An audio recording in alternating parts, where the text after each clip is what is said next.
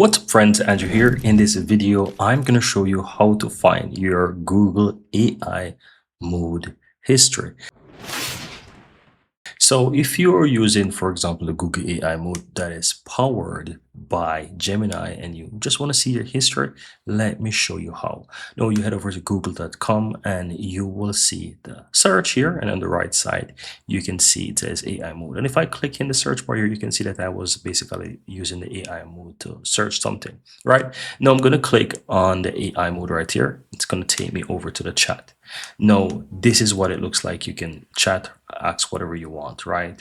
Now, to find your chat history, you want to click where it says AI mood history on the left side. You click that, you expand it, and here you can see your chat history, right? So this is your chat history. But if you even want to go more to see, click on the settings button right here and click see my AI mood history. And this is going to take you into your history. And this is it. So you can find anything that you have right here. So this is good for, especially if you want to delete your history and basically, see more. You can actually see it. As you can see, you have a whole all different type of history results right here, but you can quickly delete them or clear all these things.